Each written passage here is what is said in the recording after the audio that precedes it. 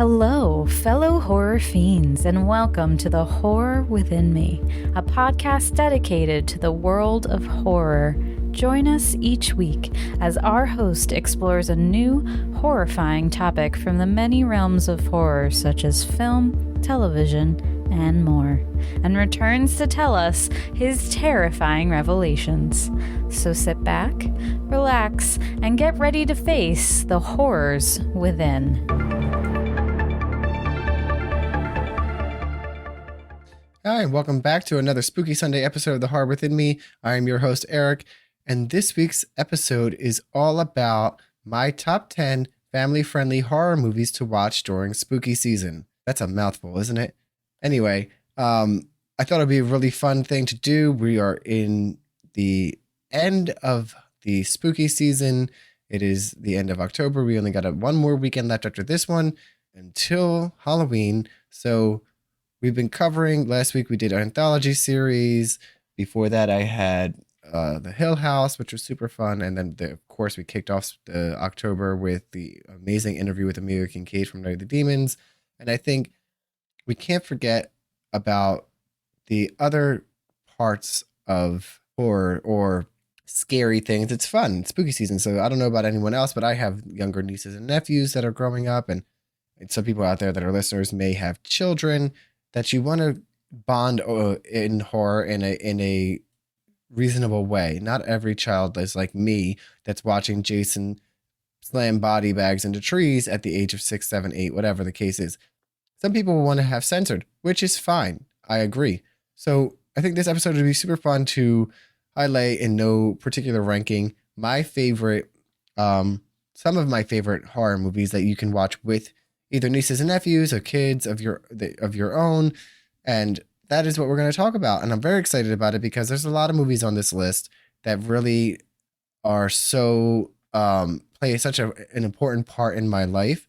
But before we get into the top 10, it's probably going to be a little bit of a shorter episode because, like I said, it's more of a top 10 list of my, family-friendly horror. I don't have much to report on horror movie news. I didn't do a lot of research. I've been really busy at work this week, so I don't have too much to report. I did go see Halloween Ends, and if you follow me on TikTok, you did see my mini review. And last week I said check out this week's coming week for a YouTube, full YouTube review, which at this point during recording, I still have not done. I tried to record it earlier in the week, and I'm so mad because it stopped recording at some point. I only got like 28 minutes worth of my review, and I was just exhausted at that point and pissed off. So I have to start all over again. So I'm still planning on doing that because I feel it's important for me to put my full review out there. TikTok is very time sensitive and not the place for the full review, as YouTube is an amazing platform for me to really dissect my opinions and my perceptions of Halloween Ends. But just for those of you who are listening now, if you haven't seen the TikTok, I'm not going to go into spoilers. I'm not going to go into any of the review about it. All I'm going to say is that I liked it, and then I watched it again, and I liked it even more. So if you're on the fence and you think you like it, but there's some things of shock value that you're unsure about, I highly suggest going back and watching it again, and then see if your opinion or your whatever of it has changed. But that is really all I want to talk about in terms of other concepts, because we have 10 movies we're going to discuss briefly and where you can watch them with your kids. We're going to jump into it right after we get ready to do this week's terrifying trivia question. So this week's tongue-tied. This week's terrifying trivia question is: Johnny Depp is a close friend with Tim Burton and is the actor that appeared in the most in his movies. How many Tim Burton movies is Johnny Depp in? The question again is, how many Tim Burton movies is Johnny Depp in? Stick around to the end of this episode to get the answer.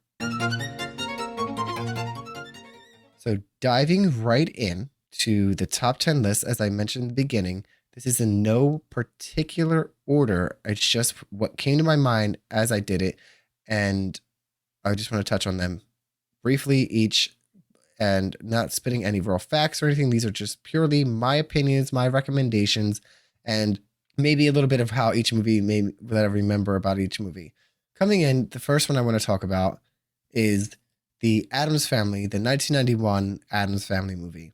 A lot of people that are millennials grew up with the Christina Ricci Wednesday and Angelica Houston, Morticia. Oh, the Addams Family that I grew up with, not the cartoon movies, not the original show. The Addams Family is so iconic. It's not, like I said, it's not so much horror. It's spooky, you know, and it's a perfect movie for Halloween. And I know, like I said, for me, when I think of the Addams Family, it's so nostalgic for me because I grew up watching it, and I remember it scaring me. The oddity of the family scared me because I didn't understand a different kind of lifestyle, I guess. Like they were just so like what they were eating. Gomez Adams terrified me, and there's a specific scene in the Adams Family movie with Gomez and Uncle Fester when they're trying to go to the vault and they're sliding down, and Fester is terrified because at that time he's Gordon. He's there to steal the gold. Nobody knows he's Fester. He has amnesia. Spoiler alert if you haven't seen the Adams Family. And Gomez is maniacally laughing, and he thought it was funny. And I remember Gomez I was just very scared of Gomez as a kid. It was so weird.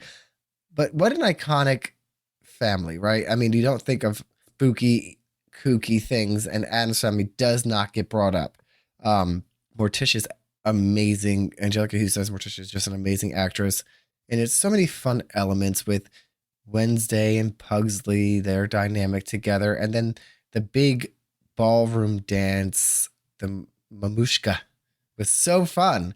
And Wednesday running away. And what was her name? Dr. Pinderschloss or something. It was just so fun. And it's a great movie to introduce to children. Something a little spooky, but fun and not so much too scary. I don't think it's very scary. It's odd. It's a shock if they're not used to seeing things like that, but not scary, but definitely something worth watching in the Halloween season. Which brings me to my second movie, which is Addams Family Values, the sequel to the Addams Family movie, which was released in 1993. And I'm torn because this is one sequel that I think I like better than the original. And Emma solely because of Joan Cusack's character, Debbie Jelinski. I love that character. I love the storyline in Addams Family Values. They have the new baby Pubert, and there's an iconic line that Christina Ricci says as Wednesday in the beginning when Morticia's in labor and their kids are in the lobby in the waiting room waiting, and other kids are talking about like, and the stork brought the baby and blah, blah, blah, blah, blah. And then they look at Wednesday and like, how's your parents having a baby or something like that? And they zoom, real camera just does this weird pan into Wednesday. And she's like, they had sex. It's just, like so blunt. And I mean, maybe this is a little bit because the kids are a little bit older. Maybe you want to introduce this to not maybe preteen, teenager, someone that understands that concept a little bit better. But Debbie, oh my God, the iconic laugh of hers when she blows up the mansion. Everything about Debbie is amazingly done. And I don't know if it would have been as executed as good if it wasn't for Joan Cusack's amazing skills as an actor. I really just loved it. I loved Wednesday going to the summer camp. I loved the Happy, Happy Turkey Day song and dance. It just, like they were in the cabin and they're like, but it's Disney. There's just so much fun with the sequel to the Addams Family. And it's really like a staple to watch during the Halloween season. And I'm probably going to watch it now as soon as I'm done recording and editing this week's episode, because now it's really high on like the top of my brain to watch. Now I got to, fulfill that craving of watching Addams Family Values. But Addams Family and Addams Family Values are both streaming on Paramount Plus. So if you're not subscribed, try a 30-day free trial, watch the two movies, and maybe you'll end up liking it and then you'll stick to it. If you don't, you had a 30-day free trial and you cancel it.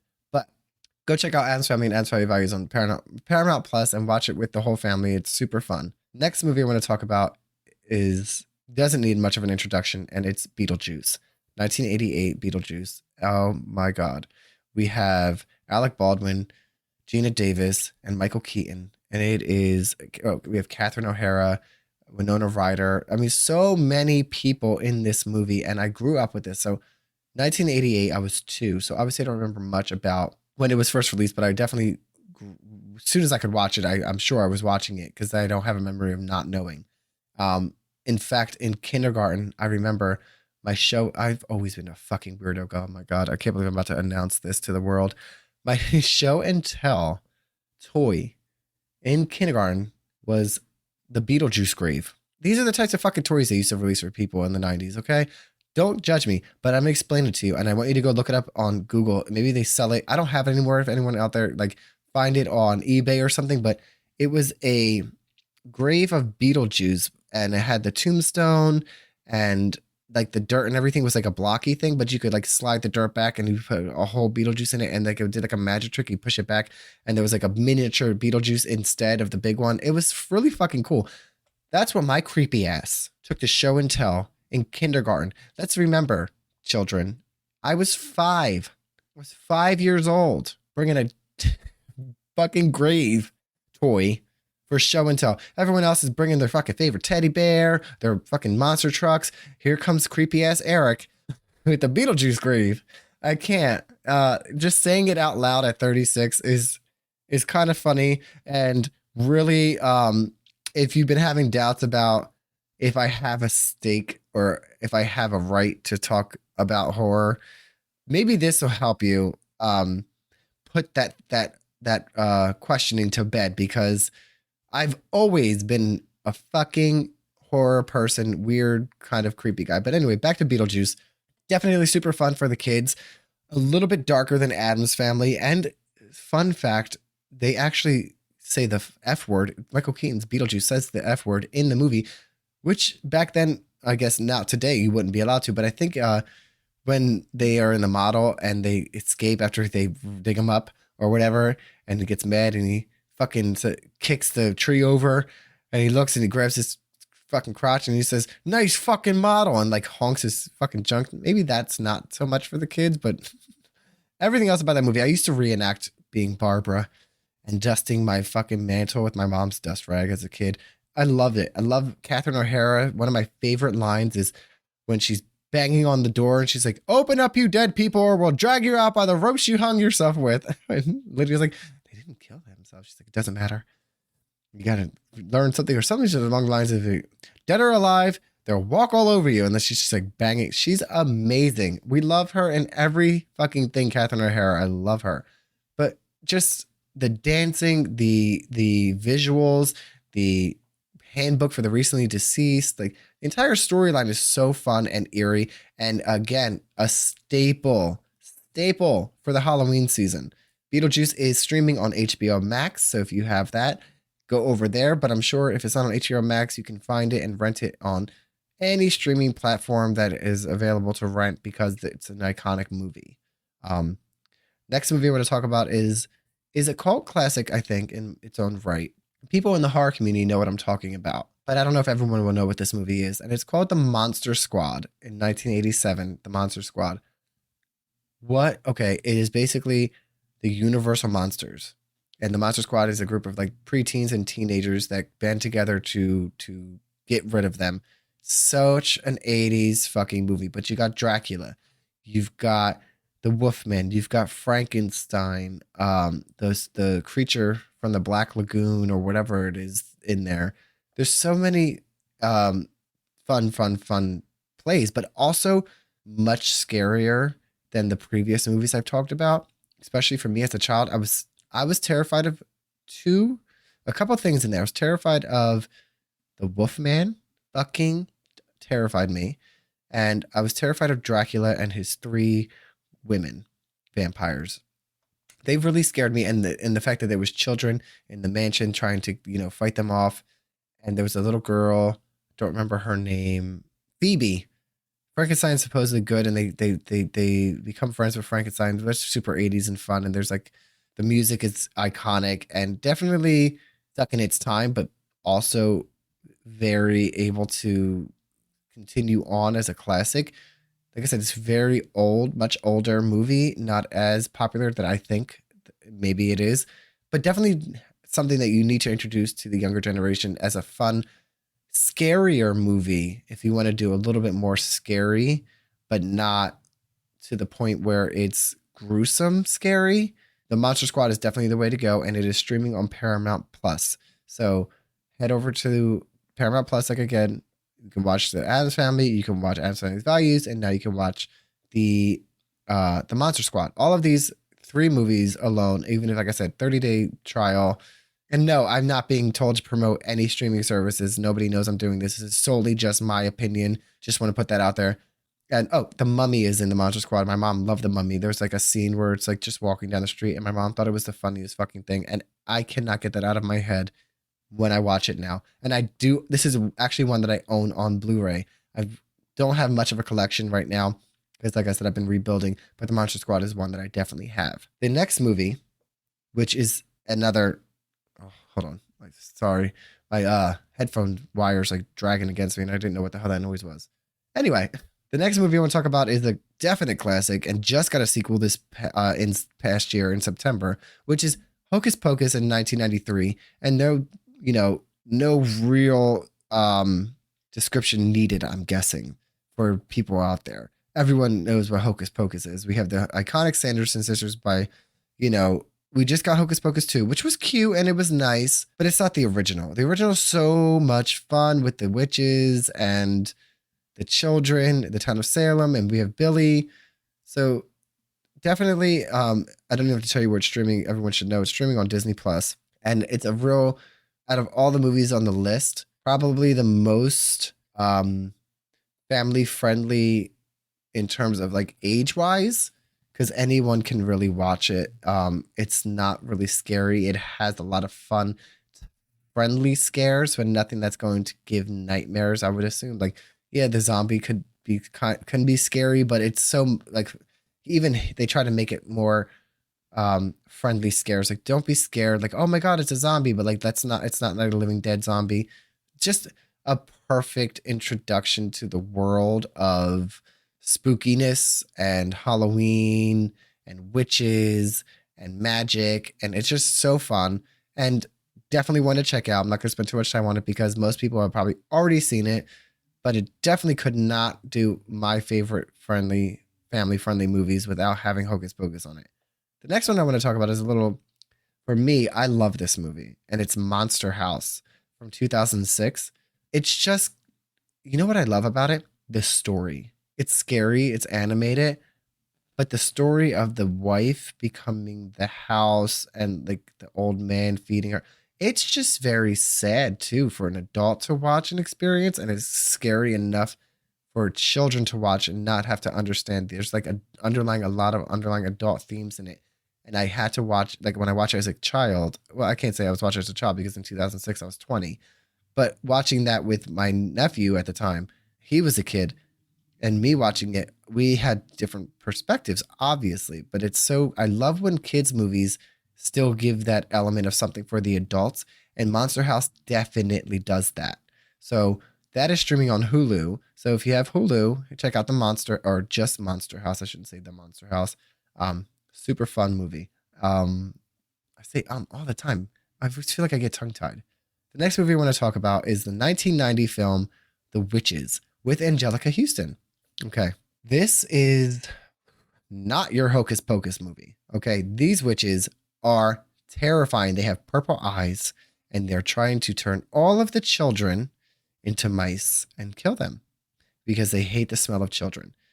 And there was a remake recently with Anne Hathaway, which was cute, but the Grand High Witch, Angelica Houston as the Grand High Witch, scared me.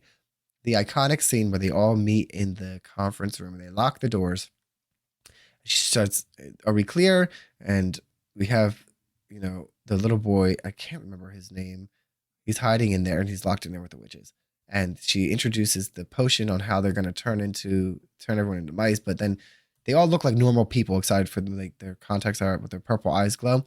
But really, they're really, really ugly, witchy looking, classic witchy kind of women. So she starts telling people, you may remove your wigs. And like they all are bald. And then she's terrible. She rips her whole face off because it's just a mask, and she's this hideously ugly looking witch with a hunchback. Like they're all like, it scared the shit out of me because you just have a room with these ugly, scary looking women that are hunting children. And as a child, terrified me. And even more so is that they caught him. And when they catch him, I'm like, oh my God, he doesn't get away. And as a child watching this, it was a little traumatizing, but in its own way. And they force him to drink the potion. And then he's like convulsing and turns into a mouse. And then they literally try to stop the kid. And he goes, but he can talk, and he finds his grandmother who knew about the witches because she encountered them in the past to try and stop them. And that's as far as I'm going to get into the movie. But that is a quote unquote children's movie. But that, again, I would probably put more under like a Monster Squad kind of scary. It's not an Addams Family, Hocus Pocus kind of thing. The Witches is genuinely terrifying. So if your kids are looking to get scared, but in a wholesome, I don't know, rated to an extent kind of way, like rated PG way, rated PG-13 way, The Witches is a good way to go. You can rent it on Prime Video for $2.99. So if you're looking for that kind of movie, that's another recommendation. The next movie is 1984, Gremlins. It could kind of be, it's a horror, but kind of not Halloween horror. The first Gremlins is Christmas time, but it's still a spooky, scary movie about gremlins. Everyone knows what gremlins are. And it's just, that stands the test of time aside from obviously the 80s vibe. The effects and the puppets are just so much fucking fun. You just can't, it doesn't get better. Gizmo and the Mogwais, and when they multiply and the rolls, that is fun. It could be a little scary because they do kill the Deagle woman, like when they're like Deagle, and like they shoot her out the window on her chairlift. Like that was a little terrifying. And they attack the mother when they're all on the Christmas tree. So they're like with knives. So there are dark elements to Gremlins, but still a fun movie and not like a slasher. But it's about these crazy things that mutate if they feed them after midnight. They turn into the gremlins and they're vicious killers. Like in the bar when they're like going wild and nuts. Like there's a lot of undertones about society in that movie too. But moving on to the next one, which is Gremlins 2, which was in 1990, and they're in New York. Oh my God. Another situation. I can't say I like the sequel better than the original, but I love them both the same, and they both are just as good together. Same character of Billy, and oh God, I can't think of the girl's name. And I don't remember his name fully. It's Zach something. And fun fact about the guy that played Billy, he was at the HorrorCon I went to in August, and he didn't have anyone at the table, for signatures or anything yet. And I was so excited to see him, but also overwhelmed with everything going on there and wanting to see Danielle Harris that I didn't go up to him. And it's one of my regrets now, because I'm like, how could I have not gone up to talk to Billy from Gremlins? Like Gremlins 1 and 2, you grew up with these movies, loving these movies. You could have at least told him that. But anyway, Gremlins 2 in New York, Kate, her name's Kate, the girl. The elevator scene was iconic when she got stuck and they all crushed. But I love Gremlins 2 because they get to the science lab and they all become different things. So it's like the smart one that's like, oh, how did he say it? He talked like this. He's like, I don't know. I can't think of a line. But the one in the fruit, they started looking like fruit. There was a bat. There was the spider. So many fun things. Gizmo, Rambo style with the arch and blowing the fire at him. It was so much fun. So Gremlins 1 and 2 are both streaming on HBO Max. Definitely go and watch them. So now you have Beetlejuice, Gremlins, and Gremlins 2 all on HBO Max. There's 3 movies to go watch if you have that. Kids would love it. They're fun enough. Gremlins 2 is, I think, a little bit more comical than Gremlins 1, especially like the noodle casserole when they're in the cooking show and they like it's like popping out of the pot and shit. It is so much fun horror for Gremlins, and definitely much watch in this season.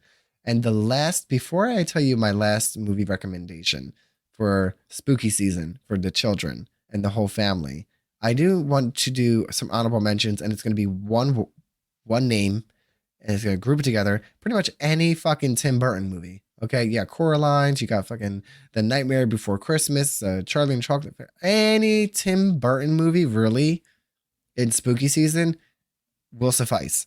They are my honorable mentions. There are so many amazing ones that they would have been my list would have just kept on going. So I'm not going to do that. I'm going to do it as honorable mentions and any Tim Burton movie. Look up Tim Burton, Frank and Weenie. There's so many. But my last movie that I'm recommending is 1995's Casper. I love Casper. Oh my God. He's just kind of disappeared from, in my opinion, that I haven't seen anything about Casper in a very, very, very long time. Casper the Friendly Ghost. He had a cartoon. He had a theme song. It was so fun. So Casper was a little boy who died, and then he was living with the three uncles who were also ghosts. Christina Ricci also stars in Casper. And funny, I heard recently in an interview that is her worst. She thinks her worst performance ever.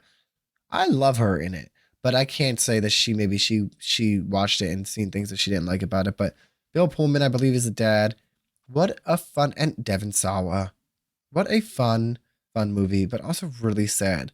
That movie has like a personal connection with me because like her mom, her name is Kat, I think in it, her mom had died, and that's why her dad is like chasing to try to prove the afterlife, but it's only for ghosts with unfinished business. And like they're creating this, the guys that of the mansion are creating like a potion to bring Casper back from dead, like Casper's dad back in the day. And it's just such a fun movie, but also very sad for some aspects. It's just well rounded, I think. It's not so much scary as it is more Halloween fun for kids. So that is streaming on Peacock, ironically. So if you have Peacock, definitely check out Casper. And that is my top 10 family friendly horror movies to watch during spooky season. All of them are just a little bit older, which is nice to, go back into the classics, keep them alive, show them to the new generations on what it was like for us growing up or whatever. If you're a younger listener, think about, going in and checking out stuff from your previous generation. And it's just so, so much fun and great movies. And that is the end of my top 10. But before we wrap up the episode, it is time to answer the terrifying trivia question.